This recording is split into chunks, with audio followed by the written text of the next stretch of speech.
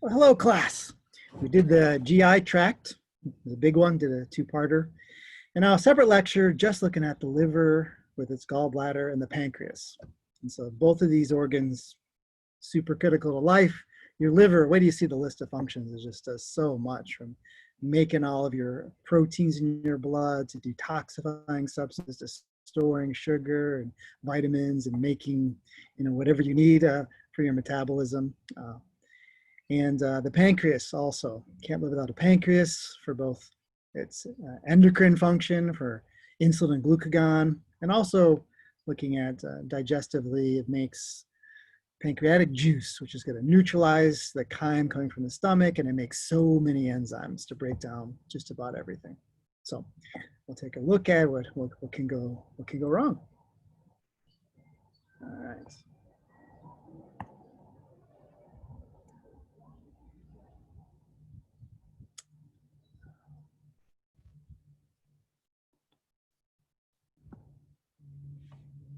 Here we go. So first of all, just so you remember, your liver is your biggest organ inside your body. It's huge. Your skin will be your biggest organ technically. But you'll be able to sometimes feel this if it gets enlarged, hepatomegaly. But normally it sits on the right side, protected by your rib cage, and your diaphragm's right above it. And when it gets big, it even gets below the rib cage to be able to palpate it. And has a huge amount of blood coming to it. The blood will be through the hepatic portal vein, taking all the blood from your spleen and your small and large intestines and on stomach. It all goes through there. And it gets fresh blood through a hepatic artery too. So all this blood goes through, and once it's filtered, it drains out the back of the liver through hepatic veins into the inferior vena cava, and the heart is right there. The cells in it, called hepatocytes, hepatitis, anything hepatic is liver. The cells also make bile. And bile is this thick fluid, kind of yellowish fluid that's going to drain out of all these little canals from the hepatocytes. And eventually it's going to go into the intestines for digestion, emulsifying fats. But between meals, it gets stored in your gallbladder, which sits stuck underneath your liver. And then the pancreas is a large gland. You can see it sits behind the stomach. It's actually retroperitoneal. It's stuck back there. Its tail going towards just about to the spleen. Its head sits in a nook in the duodenum that curves around it. And I already mentioned its function. So looking at liver function itself, as I mentioned, it gets all this blood from your guts, all of the things that you absorb. You don't want all that sugar and potential alcohol and anything. You don't want that going right into the bloodstream from your absorption. Your liver gets a chance to filter it and take care of things first. And looking at the hepatocytes are lined in the liver itself. You guys know liver, right? Raw liver. It's kind of squishy, has kind of a film on top of it, but you cut it open and it's bloody, and it has kind of this look to it. It's a big sponge where the blood is forced to go through these little sinusoids and hit these hepatocytes, so that the blood gets into real close contact with these liver cells, which can then modify the blood and add proteins to it, do whatever it wants to do, take the sugar out, detoxify things, right? And then scattered throughout will be the macrophages, are called Kupffer cells. Here's the macrophages of the liver. And they're hanging out to take care of any bacteria, because you're absorbing from the gut, filled with bacteria that get through any aged blood cells. Your spleen does most of the work, but your liver too will destroy old blood cells. And then again, the blood goes from the outside, if you remember kind of the liver configuration with the central vein in the middle. Then in each corner of this stop sign, there's the triad of portal vein, hepatic artery, and then and those are dumping blood that percolates towards the center. And going the opposite direction is the bile. So the bile goes in little canals produced by all these liver cells. It goes outward into the little tiny bile ducts. It gets bigger and bigger that will eventually leave the liver. So that portal triad is going to be mostly hepatic portal vein blood, which will be low in oxygen but high in nutrients, and then hepatic artery blood, which will be high in oxygen, right off the aorta. And then there'll always be a bile duct, and that's going the other direction, taking that product of the cells. Yeah, and this kind of shows. And so see, it's about 70-30. If your liver only got portal vein blood, it wouldn't get enough oxygen, right? It needs a little infusion of fresh blood with oxygen. And the portal blood has everything that you absorb from your intestines, and so high in sugars and amino acids and everything. And then the liver cells will work on it, store it, change it. Yeah, beautiful, beautiful picture here. So hepatocytes, they're very important. They're big, metabolically active cells, lots of rough ER. They're making things, right? They're making albumin and fibrinogen, and they're storing glucose as glycogen. Between meals, they're breaking down glycogen and releasing the glucose. All these things they're doing. And it's beautiful, this little mixture here. Yeah. And the central vein, that's the blood that's been worked on by the hepatocytes. It's had a chance to work on it. And that's all going to coalesce to leave the liver in a huge vein where the blood has been filtered by the liver. Look at the functions. Indeed. And when you think about, whenever you look at nutrition, or where can you find vitamin A or vitamin K or iron? Liver, liver, liver. But no one likes to eat liver. I like liver and onions personally. Not a lot of it, but I kind of like the taste of it. But because the liver has all these vitamins, because it stores all these things. It's going to store your iron, your B12. And so you can go without B12 for months and months because the liver stores it, but eventually you'll run out of it and then have deficiencies.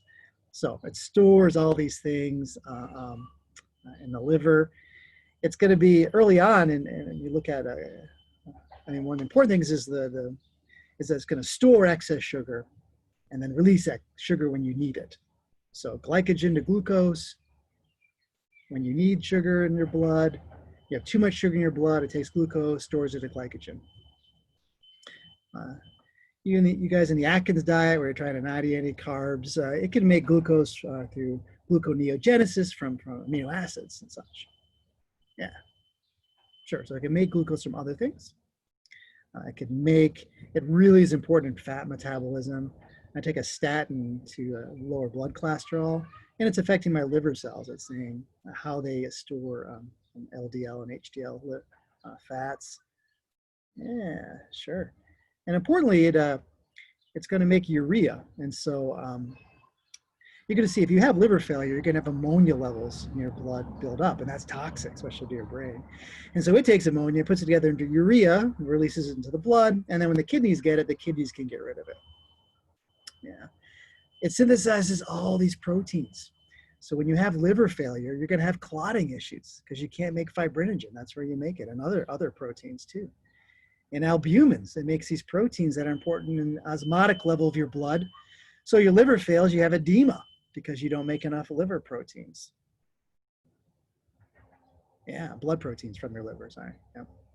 And then it works also, I mean, early on, it worked to make blood cells, but it's like another sponge, like the spleen, that can, the macrophages are in close contact with blood, and it remove any bad blood that's leaking and has issues, is aged, and get rid of toxins. Oh yeah, definitely. So you drink alcohol, your liver immediately is going to break it down. You see, you need these enzymes. A CYP enzyme is important in breaking down a lot of things, including alcohol. And of course, you can overwhelm it. Keep drinking, you're going to overwhelm it, and alcohol levels will rise in your blood. But it'll try to take care of it. And then you stop drinking, it'll keep taking care of it and bring it down eventually with time and more. So your liver function, my goodness, you can't live without a liver. So this bile, this yellowish, greenish, gooey fluid. And it's made with these bile salts, which have a hydrophobic, hydrophilic end. And so what they're going to do is they allow you to emulsify fats. So you eat fat in your diet, and the fat doesn't dissolve in water, turns into these clumps, and bile salts will break it into little pieces so that enzymes will be able to break down the fat. So without bile salts, you end up with fat-soluble vitamin problems. Yeah, you're not able to absorb that fat. The pigments, why it's that color, it comes from bilirubin, which is a breakdown of red blood cells. So that gets to the liver, from the spleen. Bilirubin is gotten rid of that way. You get rid of some cholesterol that way. So bile is made in the liver, stored in the gallbladder. And the gallbladder, unlike your urinary bladder, the gallbladder works on the bile by taking away water to concentrate it. And then after a meal, especially a fatty meal, gallbladder is squeezed and this bile is squirted into the duodenum, and it starts working on the fats to make it into little pieces so lipases can break it down. So one thing you'll see is that without a liver working, you'll have ammonia building up in your blood. Like I said, it'll be toxic. You'll have brain issues, definitely. That urea otherwise is much less harmful than ammonia, and your kidneys, if the kidneys are functioning, they'll get rid of it. So if urea builds up in your blood, you have a kidney failure. And if ammonia builds up in your blood, you have a liver failure. Yes. So without your liver, toxins build up in your blood. And you look at a lot of drugs that we give, you'll see if they're taken care of hepatically or renally. And hepatically means your liver is supposed to take care of these. But everyone's real different. You have a lot of individual variation. That's why we talked about in pharmacy how we have more targeted drugs that look at your genetics and how you break down these things. And I talked about warfarin dosing, how people are really different. One patient needs a huge amount to have an effect. Another patient, that huge amount is deadly. So you need to really be careful.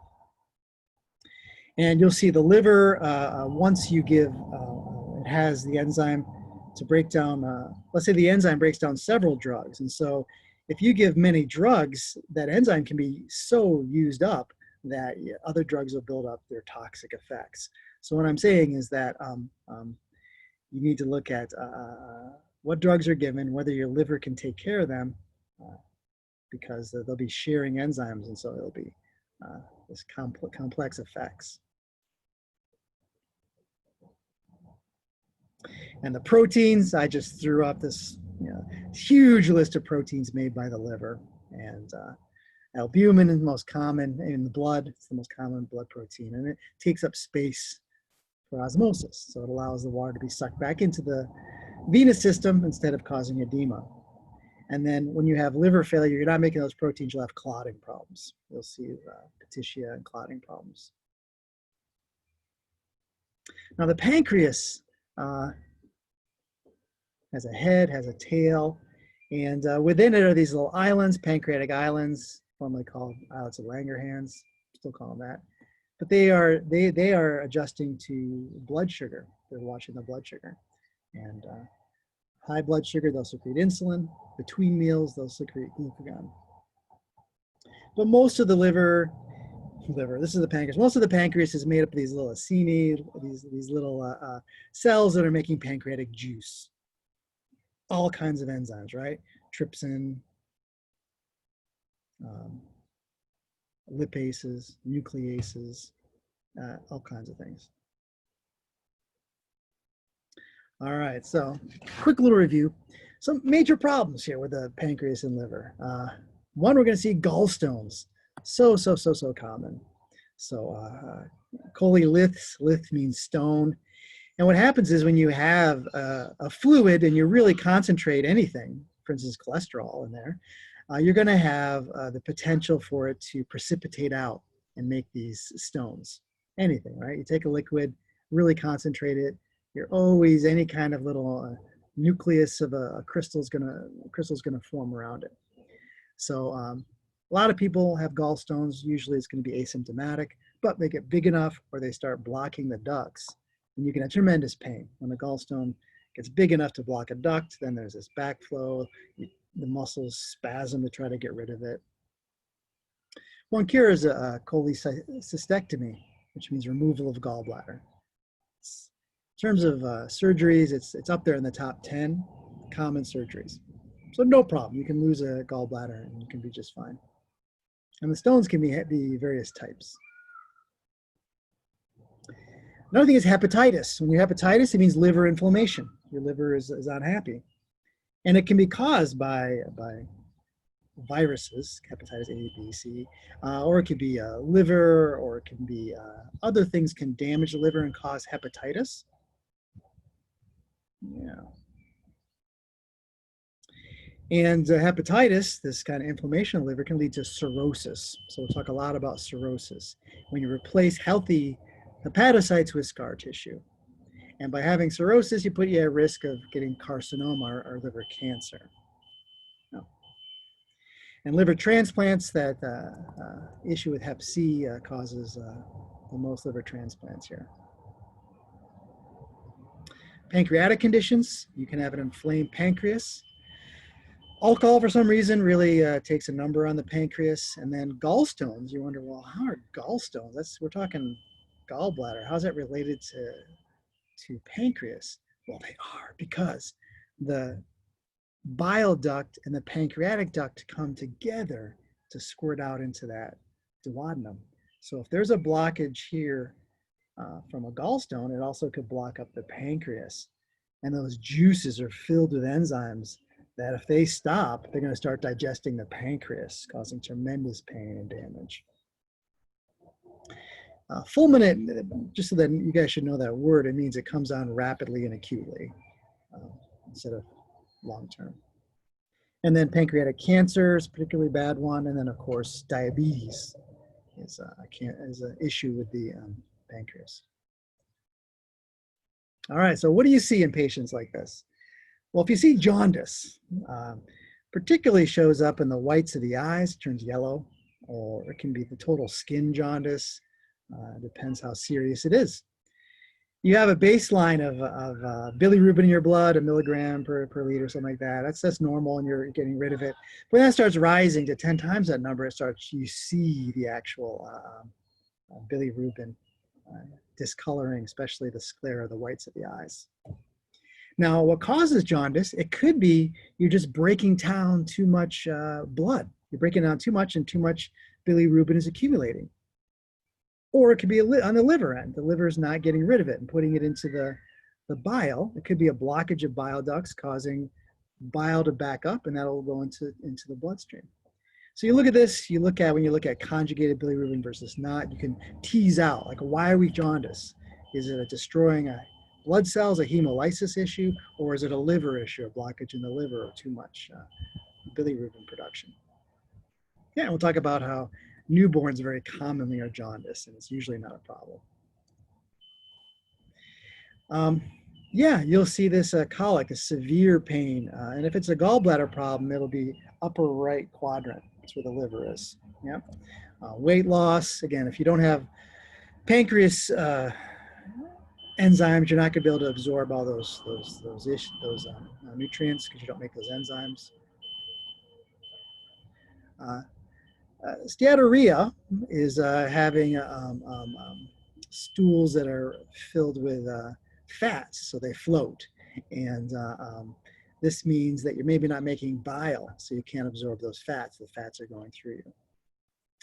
Hepatomegaly, the liver gets visibly larger, and ultrasound will tell you that too, or CT scans.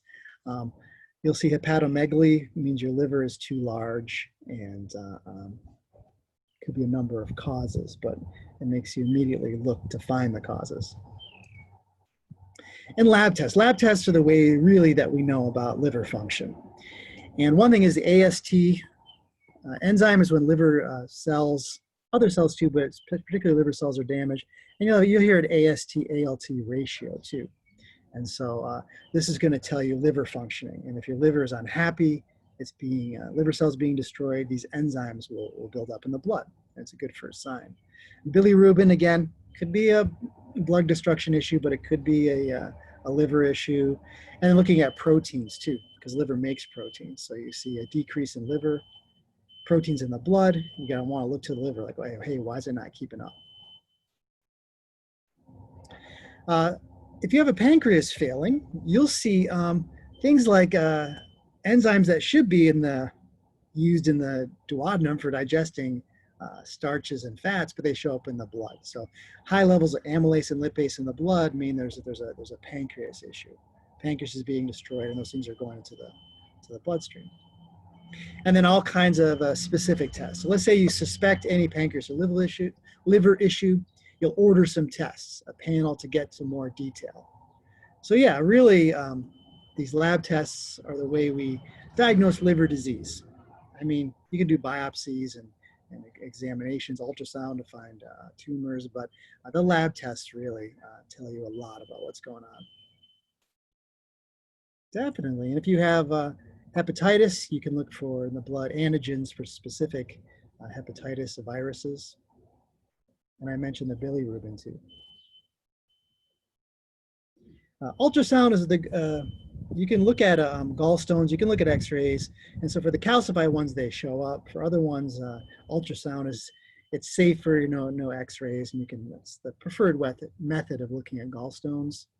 You'll hear about ERCP. That is putting a tube down, all the way down, putting it in, and that way you can look at stones, you can even remove them that way. And then CT scans, MRI. Suspect there's a mass in the liver, you can image it. All right, let's get to some diseases. So, newborns. What you'll see is they'll put them under these lights if they have obvious jaundice. And the UV light will break down bilirubin.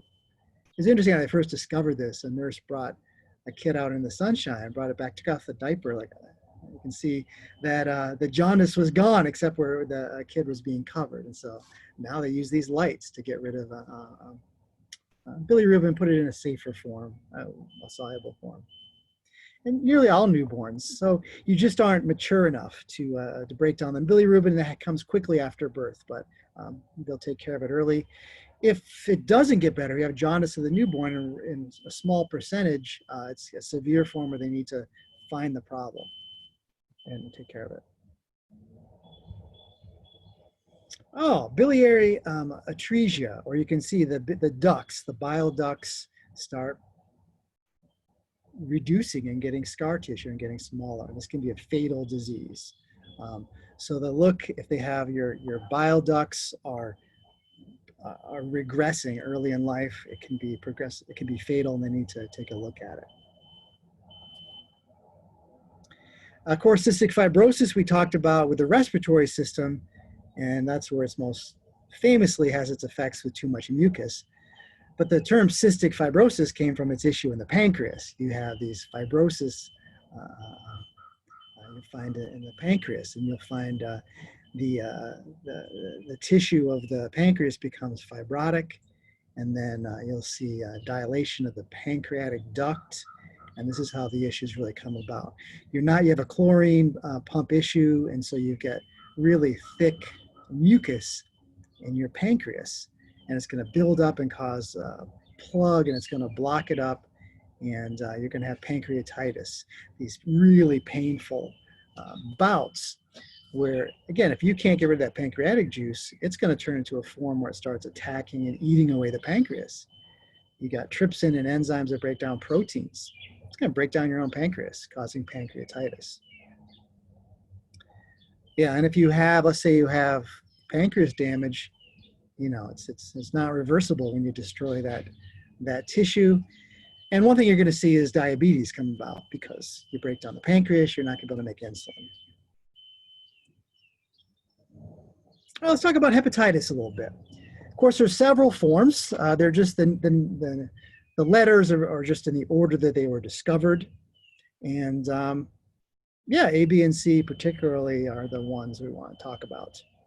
And so the difference in these different forms of viral hepatitis, and there are other viruses that affect other organs, including your liver is one of them they affect.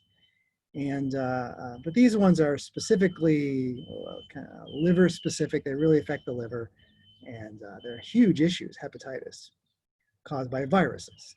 You can have hepatitis, just inflammation of the liver caused by other things. But here we're talking about viral hepatitis, and they vary so much. The difference between hepatitis A and hepatitis C is huge, and so we're going to see their effects where they come from and how they behave is there's huge differences. So we'll get to each one that are so important to a health person practitioner to know about. So Hep A. Hep A is, you get it from fecally contaminated water, or you travel to a lot of parts of the world, you eat a salad where they wash the lettuce with water that had fecal contamination, but they don't wash their hands, and you'll have bouts of hepatitis A, even in this country, will pop up and spread, and then they usually get them under control. And you get Hep A, it's a few weeks after exposure, you get these symptoms where it could be jaundice, but it could just be fever and vomiting, and the liver is tender, and your enzyme levels will be high of AST, and then you get better. That's Hep A. You can see in the world, the green means it's low. And so you travel to Mexico, you travel to Africa, Asia, South America, and Hep A is much more prevalent. So luckily there's a vaccine, no problem. You get that. Kids are vaccinated for Hep A. You guys will be vaccinated for Hep A, and it shouldn't be a problem. You can see the cases here in the US after a vaccine in the 90s have gone way, way down. But again, being a virus, the antibiotics don't work. You just need to rest, and you should feel better. They can tell you got hepatitis A because they can look for antibodies in your blood. And once they find out there's nothing they can do, just relax. Yeah. All right, Hep B, that is found more likely from blood and sex. This is a different way of getting fluids in this oral fecal route.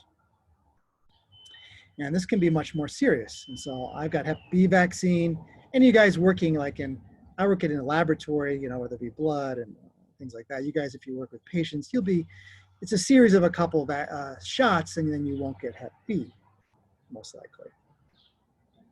Now this one, if you have Hep B, it can be acutely fever, jaundice, liver tenderness, indeed. And some people carry the Hep B in their liver cells, and they're asymptomatic, but they can still spread it. And if you get chronic hepatitis from Hep B, eventually can really damage the liver and cause cirrhosis and issues. A lot of the world, Hep B is a big problem, and 90-some% of it is transmitted from mother to baby. And so it's just, Hep B is all over the place in the population. But you can see sharing needles, unprotected sex, any kind of blood contact, so tattoos, things like that can cause Hep B spread. Incubates, let's say 1 to 6 months, and then onset of symptoms. They diagnose it by looking blood tests to see if you have Hep B antibodies. You don't need a biopsy for it, but if they do, it affects the liver cells in a specific manner. They have this look to them.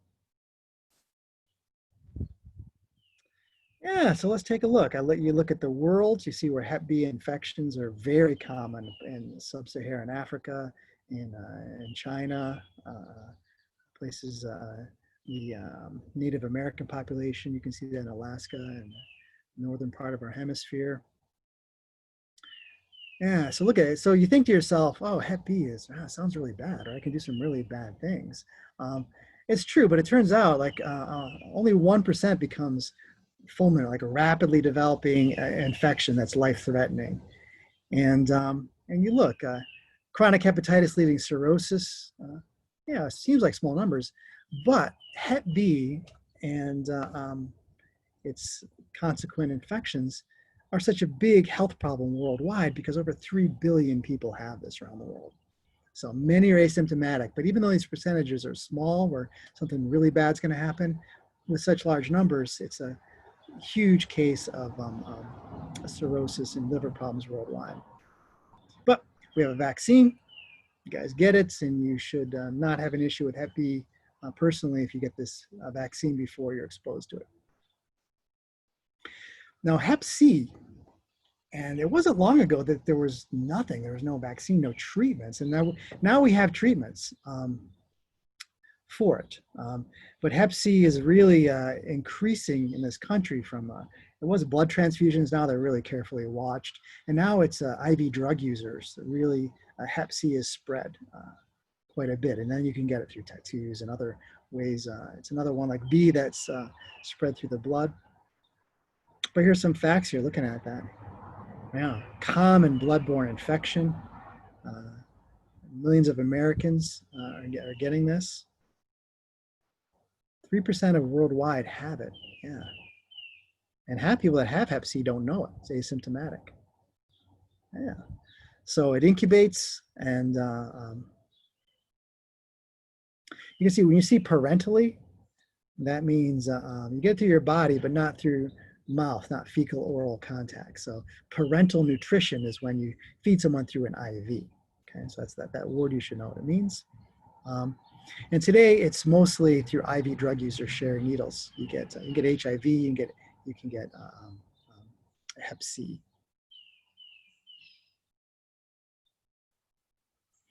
Yeah, and this one it can change in your liver. You can see, so it's the vaccine is tough because of this shiftiness to it, and yeah, and it can, so if you have Hep C, it can cause chronic liver disease. Let's see, 20% progress to cirrhosis in 5 to 20 years. They take a look. This shows how the liver becomes fibrotic. That blue is fibrous tissue.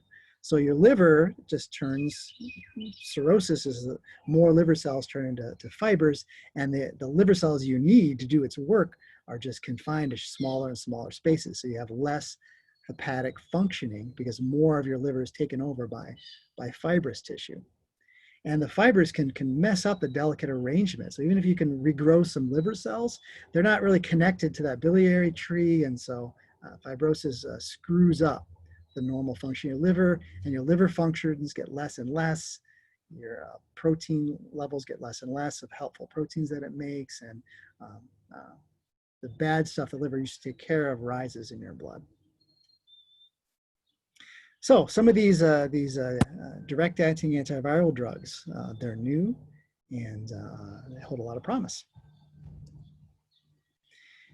And then we'll talk about Hep D, just one slide here. This is something that it's a screwed up RNA. You get it with Hep C. Yeah, no, Hep B, I'm sorry. You only get it if you have Hep B, so Hep D can be related to that. If you have that, you can get this. And so I'm taking a look here, you can see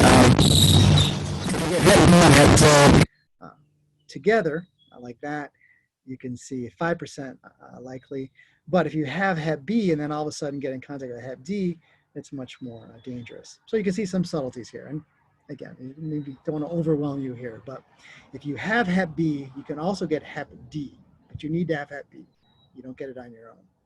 And it can really exacerbate and make hepatitis really bad if you have Hep B and then you're in contact with this D form. And lastly, we won't get to G, but hepatitis E, when you see a zoonotic disease, think about zoo, animals. So the reservoir mainly is animals like pigs. And you can see really a big problem in Southeast Asia, Northern Africa here. Yeah, and it's usually not a problem, this Hep E, except it can be a serious problem in pregnant women when it comes about, quickly and rapidly destroying the liver. All right, how's that for hepatitis? A, you get it, fecal oral routes, you get better. B, blood, sex, needles kind of thing. There's vaccines against A and B, no problem. And C is a serious growing problem in the US with IV drug users especially, and can cause some real issues. And D can piggyback if you have B and cause some real issues. And yeah, you can take a look here at this chart to help you get these apart. All right, so hepatitis can be caused in many cases, but here viral is caused by these specific viruses that attack the liver. All right, when you talk about drugs, pharmaceuticals, there's always almost any drug at high enough numbers can be hepatotoxic or can harm the liver, because your liver's in charge mostly of breaking down these drugs that you're taking in order to make them more harmless, and then you get rid of it. And yeah, and some of these are predictable and some are really idiosyncratic. You take a look at drugs can affect some people more than others and cause hepatic damage. Yeah, and if you have a patient that has liver disease, you want to be really careful because some innocuous drug to a normal person, you give it to someone with liver damage, it's going to build up in large numbers, and some of these byproducts that it's broken down into will build up. So people with hepatic injury, cirrhosis and such, be very careful giving them drugs because they can't handle it. They can have really unpredictable effects. The most famous hepatotoxic drug is take too much Tylenol, acetaminophen. And this one, you don't want to take, and I don't want to swear by these numbers, but there's a maximum dose of Tylenol. When you get above that, it's going to hurt your liver. Yeah. So people committing suicide, children overdosing, Tylenol is a big culprit for these. I mean, it's a useful drug and pain relief, but it's definitely liver toxic. So it's itself, and then your body breaks it down in several steps, and some of these intermediate molecules are very toxic. And then I just found this, just a small list of a huge amount of lists, and some of these very common antibiotics like erythromycin, heparin, right, anticoagulants. You guys recognize that. Phenobarbital, very, very common. Yeah, so all these drugs are toxic to your liver, and so you want to be careful in administering them. And they can cause hepatitis. You're going to see problems with the bile ducts. This is fatty liver or fibrosis of your liver, clots in your hepatic vein, inducing cancers. Yeah, so the liver takes care of toxins in the blood and drugs, and so it's sensitive to some things, to a variable of amount. So what are the manifestations of liver injury? You're going to, when you see liver damage, what you want to do is you want to rule out other things. You want to do some hepatitis tests in the blood. Do they have antibodies hepatitis? Maybe image the liver, or are there masses? All these things, if you rule out all these other things, then it's probably you're going to blame whatever toxin or drug is involved. And the final proof is that if you discontinue the drug, if the liver gets better, the enzyme tests get better. So that's how we determine this. All right, fatty liver. Fatty liver, it's when, particularly it's blamed with alcohol is to blame, but you destroy the enzymes that break down alcohol. Well, that's another one, but you destroy the enzymes that normally would get rid of fatty acids out of the liver cells, and then so they build up in the liver cells.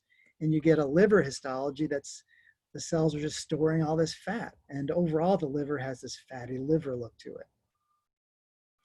And some people, you have people that will go to the bar and drink every day and not get fatty liver. And other people that drink much less and they get fatty liver. So it's definitely some kind of genetic component, people that are sensitive to fatty liver.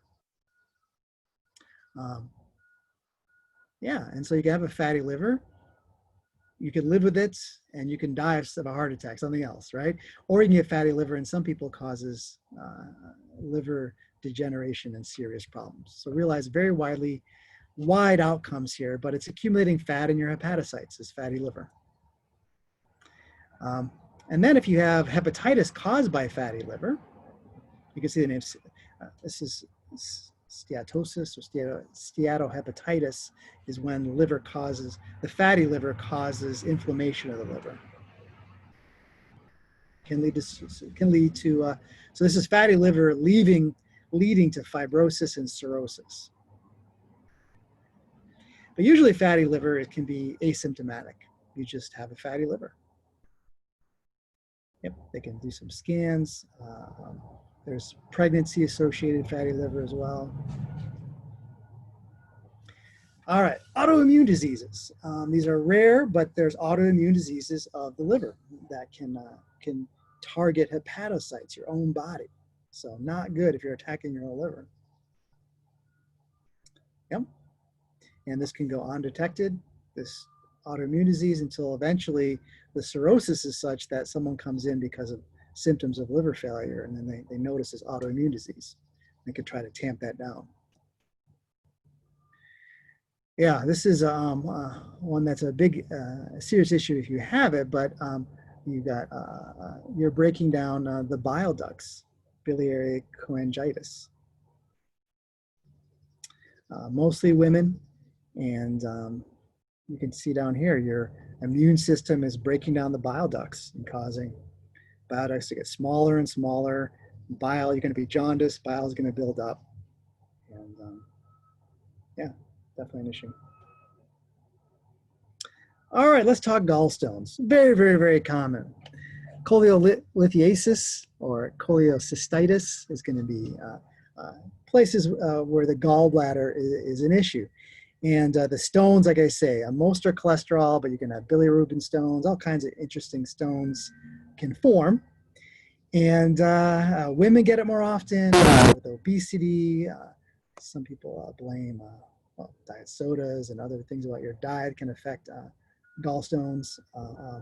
Definitely amount of cholesterol in your diets. If you have too much, you get rid of it in your bile, and then you have higher levels of cholesterol, more likely to form stones, right? And tremendous pain up in the upper right quadrant. If you try to pass a stone, again, many times you have gallstones, oh, wow, look at that. You got filled with stones, but it doesn't cause a problem. They're hanging out there. But when one tries to pass and gets caught in the duct is when you'll have major, major issues. And if it's caught way down in the duct, it can also back up the pancreas too. So cholelithiasis is going to be something where if it's a serious problem, they'll do a cholecystectomy, a very common operation. You can see they can do it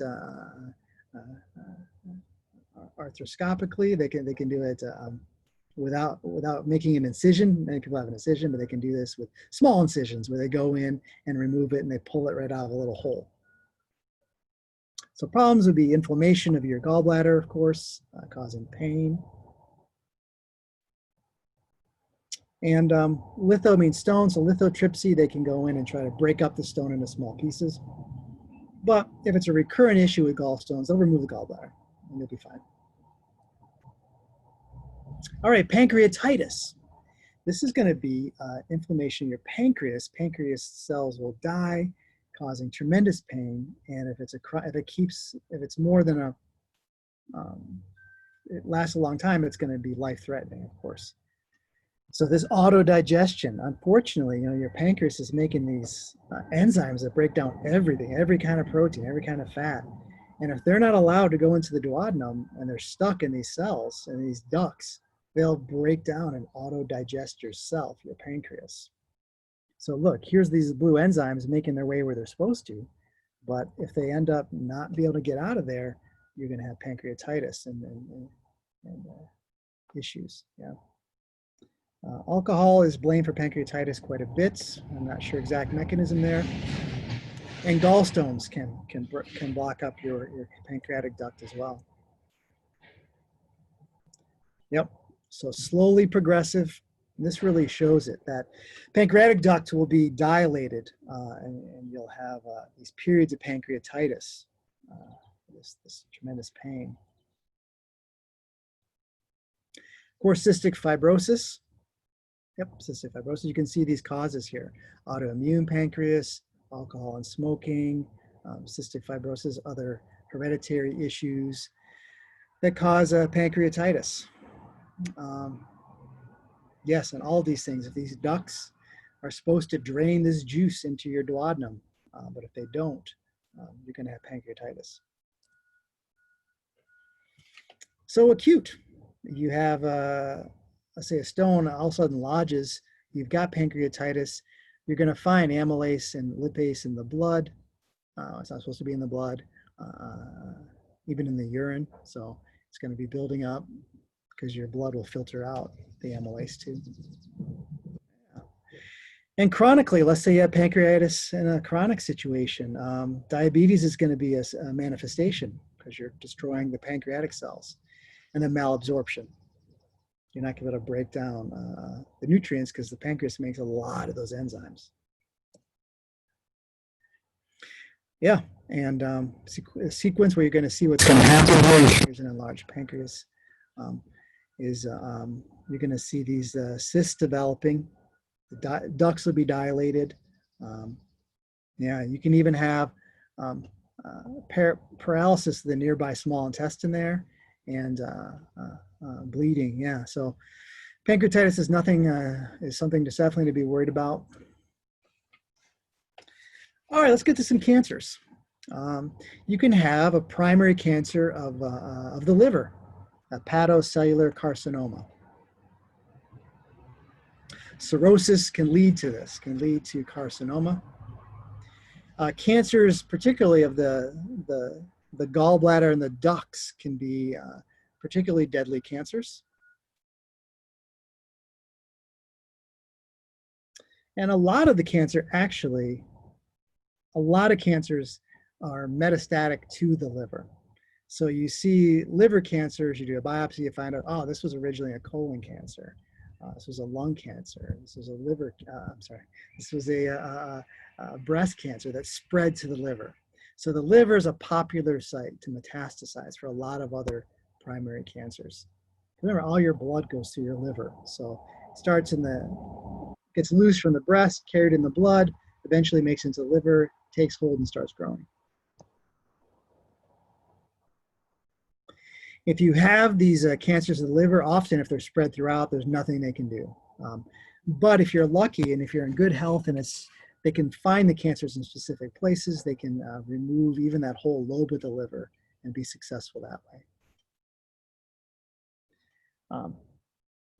Carcinoma of the pancreas, pancreatic cancer, usually not detected until it's too late and the prognosis is not good at all. No screening tool. Usually develops in the head of the pancreas and develops rapidly and very, very deadly. All right, and lastly, organ failures. What happens when you have organ failures of the liver, gallbladder, or pancreas? Well, liver failure is going to be fatal pretty quickly. You're going to have all of these symptoms.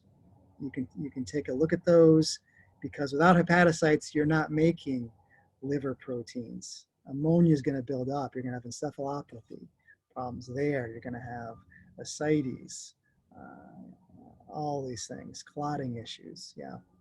What causes acute liver failure? Hepatitis. And these drug reactions can cause just rapid onset liver failure, which is life-threatening. If your gallbladder fails, it's usually because gallstones are in there. They're going to block it up. Luckily, you can remove the gallbladder completely and you have no real big effects. So instead of the bile being stored in the gallbladder and released after meals, you store bile in the duct system, and so it's not ideal. The gallbladder works well by storing bile and squirting out when you have fatty meals or any meals especially, but you can live without it. And so very common operation, cholecystectomy to get rid of it. Pancreas failing, acute pancreatitis, deadly. Chronic pancreatitis is going to happen slower, but you'll be destroying the pancreas. You'll see that you're going to have all of a sudden diabetes will form because you're not making insulin and glucagon anymore. Malabsorption because you're not making those juices. And pancreatitis, usually there's pain involved. Cirrhosis of the liver, of course, is your liver becomes cirrhotic. It turns fibrous. Instead of healthy hepatocytes, you've got fiber tissue, right? Indeed. And some of what you're going to blame for cirrhosis is hepatitis and alcoholism, usually the main culprits. Yeah, and cirrhosis can develop slowly. You can have fatty liver that turns into cirrhosis, and usually cirrhosis is asymptomatic until you get to the point where liver function is so affected that you show issues like jaundice and blood protein problems. And some of the complications of cirrhosis we really like to get to is this portal hypertension. So this is the deal. You should understand that high pressure because the liver is blocked up and it's going to back up the portal vein that drains into it. So it's going to back up to your intestines. Your spleen is going to enlarge because your spleen drains into it. And then the blood is not able to get through the liver. It's going to find other places to go to get back, forming these varices. And so veins that were typically just a conduit for a small amount of blood, all of a sudden are handling all this blood that's supposed to go through the liver. So you're going to have engorged veins around your belly button, around your esophagus, around your hemorrhoid region. These are all regions that were supposed to drain into the portal vein, but now they can't because the liver has become fibrotic and those arteries or veins have become narrowed. So you'll see splenomegaly, you'll see these varices forming. Because the liver is failing, you're going to have too much ammonia. This toxin is going to build up in your blood and cause issues even in your brain. Ascites, you're going to have fluid that's going to drain into your abdominal cavity. You can have an infection because of that. I see edema here of the legs. Again, if the liver is blocked up, blood can't go that way. And since the liver isn't making albumin, you're going to have more peripheral edema because there's less stuff in the blood and the fluid is not going to be sucked back into the veins.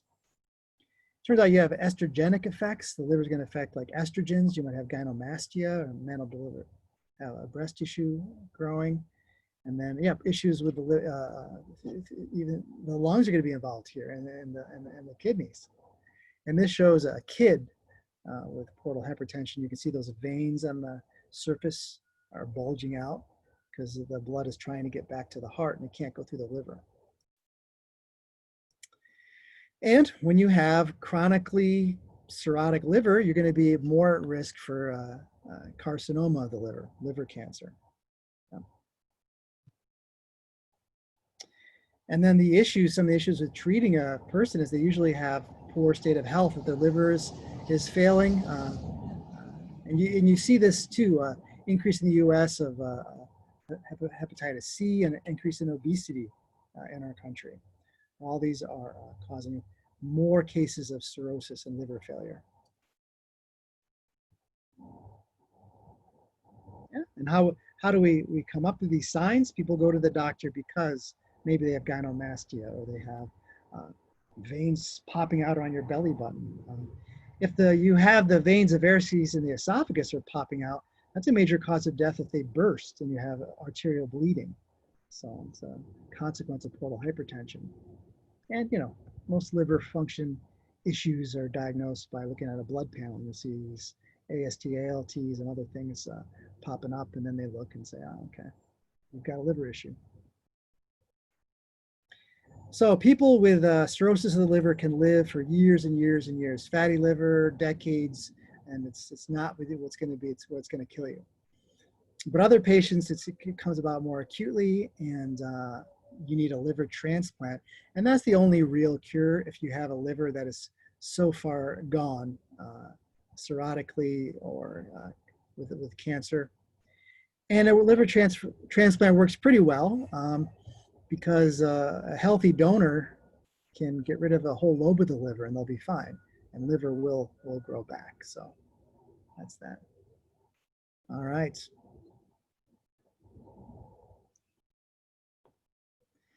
Well, there we go. You guys should know the common forms of hepatitis, understand cirrhosis and carcinoma, pancreatitis, pancreatic cancer, why the pancreas failing is such a big issue. All right, so liver, pancreas, some critical organs, and I've talked about some of the issues that can go wrong.